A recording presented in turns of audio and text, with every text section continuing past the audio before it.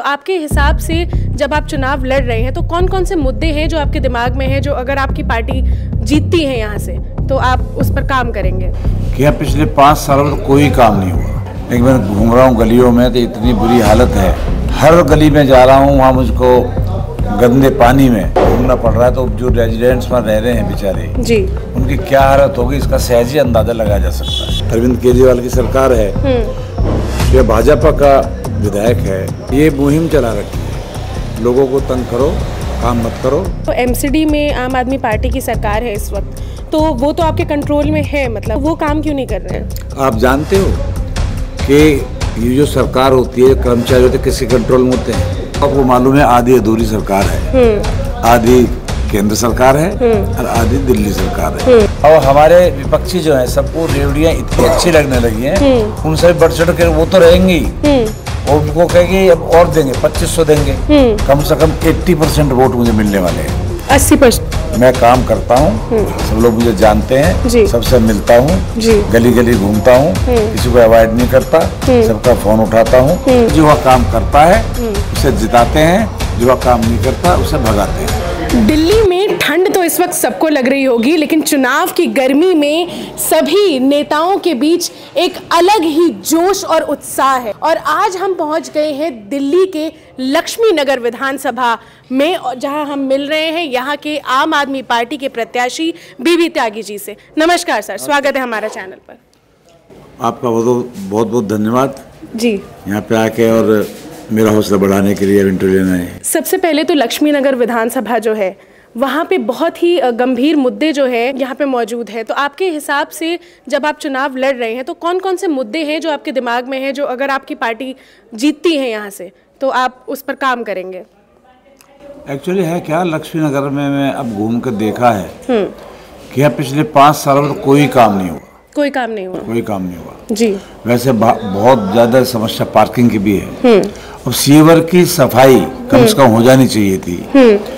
जो जनप्रतिनिधि होते हैं उनका ये फर्ज भी बनता है। लेकिन मैं घूम रहा हूँ गलियों में तो इतनी बुरी हालत है जी, तो मैं तो खुद ही सोचता हूँ कि इसमें कितना टाइम लगेगा करने में जी।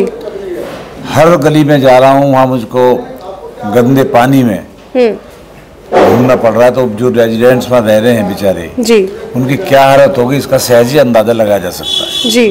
तो मैं सबसे पहले आकर तो सीवर पानी की जो समस्या है उसका समाधान करूंगा। जो वहाँ के रेजिडेंट से मैंने उनसे पूछा कि आपने विधायक को क्यों नहीं कहा कि ये कराइए, मुझे वो कह देते कि हमारे तो सरकार नहीं है, अरविंद केजरीवाल की सरकार है, जो भाजपा का विधायक है। तो उन्होंने कि बदनाम करने के लिए केजरीवाल जी की सरकार को ये मुहिम चला रखी है, लोगों को तंग करो, काम मत करो। इसलिए 5 साल तक वो यहाँ आए नहीं, सबसे पहले आते ही मैं उस समस्या का समाधान करूँगा। पर अगर देखा जाए सर तो एमसीडी में आम आदमी पार्टी की सरकार है इस वक्त, तो वो तो आपके कंट्रोल में है, मतलब इस वक्त पर भी, तो वो काम क्यों नहीं कर रहे हैं? आप जानते हो कि ये जो सरकार होती है, कर्मचारी होते हैं, किसके कंट्रोल में होते हैं जी? वो निगम पार्षद के होते हैं। मैं निगम पार्षद रहा हूँ 10 साल तक जी। अब यहाँ निगम पार्षद भी भाजपा के हैं, विधायक भी भाजपा का, एमपी भाजपा का है, तो क्या हाल होगा इसको आप अंदाजा लगा लीजिए। तो जैसा कि अरविंद केजरीवाल जी कहते हैं कि अगर बड़े मुद्दों की भी बात करें तो हमेशा एक रोड़ा डालती रही है भाजपा यहाँ काम करने में, तो वही विधानसभा में भी हो रहा है। सभी लोग जानते हैं, सबको मालूम है, उनको भी काम नहीं करने दिया जा रहा जी, और कुछ करना भी चाहते हैं। और आपको मालूम है आधी अधूरी सरकार है, आधी केंद्र सरकार है और आधी दिल्ली सरकार है। और दिल्ली सरकार के ऊपर भी राज्यपाल जी का वो रहता है शिकंजा, कुछ भी करेंगे तो उनकी ताकत है, पावर है, रोक सकते हैं जी। तो इसलिए सब काम उनके रोका जाता है।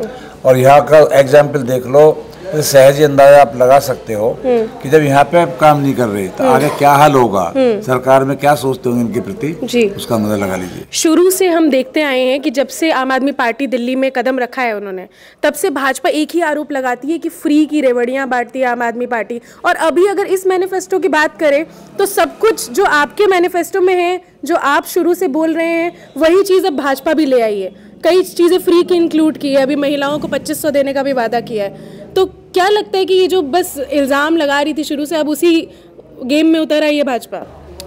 देखो, सरकार पे आरोप लग रहा था, दिल्ली सरकार पे, अरविंद केजरीवाल जी पे जी, कि वो तो फ्री की रेवड़ियाँ बांट रहे हैं। हाँ। तो हमने सोचा है वाकई भी तो रेवड़ियाँ तो हैं जिसको फायदा हो रहा है, अच्छा काम उनके लिए तो रेवड़ियाँ हैं। तो हमने रेवड़ी पे चर्चा भी की जी। और हमारे विपक्षी जो है सबको रेवड़ियाँ इतनी अच्छी लगने लगी हैं, उनसे बढ़ चढ़ कर वो तो रहेंगी और उनको कहेगी अब और देंगे, 2500 देंगे। मैं आप तो कह रहे थे कि क्यों ऐसे पैसे बांट रहे हो, अब क्यों आप घोषणाएं कर रहे हो। सब लोग ये जाते हैं विपक्ष वाले, जहाँ प्रदेशों में जहाँ भी चुनाव होते हैं वहाँ बढ़ चढ़ घोषणाएं कर रहे हैं, लेकिन उन पर विश्वास कोई नहीं करता क्योंकि उन्होंने दिया नहीं। यहाँ पे केजरीवाल जी दे रहे हैं, उन पर सब विश्वास करते हैं कि जो कहते हैं सो करेंगे, इसलिए उन पर भरोसा रहता है, उनको इसलिए लोग फॉलो करते हैं, वोट देते हैं, उनको जिताते हैं और उनकी सरकार बनवाते हैं। सर, अगर इस विधानसभा की बात करें तो अगर वोटिंग परसेंटेज की मैं बात करूं तो 2015 में जब वोट डले थे तो यहाँ 70% के करीब वोट डाले गए थे, और अगर हम 2020 की बात करें तो वही 58% पे आ गया। तो लगता है कि इस बार भी और घट सकता है वोटिंग परसेंटेज, क्योंकि आपको हमने देखा है कि आप जगह जगह लोगों से मिल रहे हैं, जा रहे हैं, और यूथ में आपका बहुत क्रेज़ है, तो उनको कैसे मोटिवेट करेंगे कि निकल के वोट करें घर से? देखो, ऐसा है, सबसे पहली बात है बहुत सारी वोट कटवा रखी है, लगभग 20,000 वोट कटवा रखी होंगी जी। ये गलत बात है। कम से कम एक नागरिक को अपनी वोट डालने का अधिकार तो होनी चाहिए जी।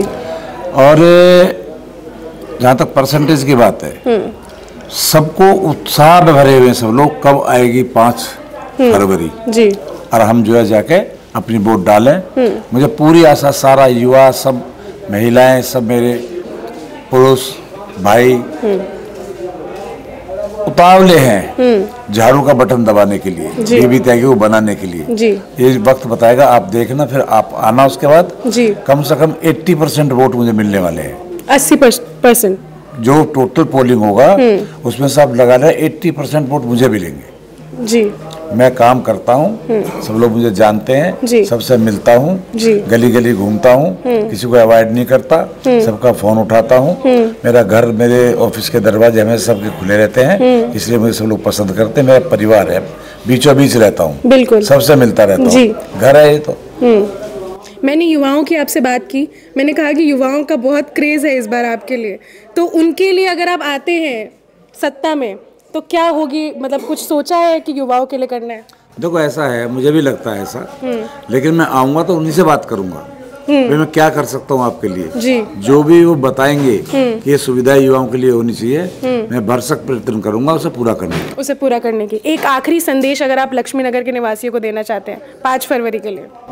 संदेश तो सीधा सीधा एक ही है कि ज़्यादा से ज़्यादा संख्या में वोट डालें, कोई एक भी वोट रह न जाए, पड़ोस की, रिश्तेदार की, अपने किसी जानने वाले भाई दुकानदार की, और परसेंटेज खूब ज़्यादा होनी चाहिए ताकि ज़्यादा परसेंटेज से मैं जीतूं, और ये नाम हो कि देखो लक्ष्मी नगर के जनता कितनी जागरूक है, जो वह काम करता है उसे जिताते हैं, जो वह काम नहीं करता उसे भगाते हैं जी। लक्ष्मी नगर की जो जनता है वो कितनी जागरूक है ये तो हमें 5 तारीख को पता चलेगा। सर का सीधा सीधा संदेश था कि घर से बाहर निकलकर वोट करने ज़रूर जाए, और जिसको भी आप अपना प्रत्याशी के रूप में देखना चाहते हो, कि आप चाहते हो कि आपका जनप्रतिनिधि बने 5 साल के लिए, उसके लिए बटन ज़रूर दबाएं और देखते रहिए द पिलर।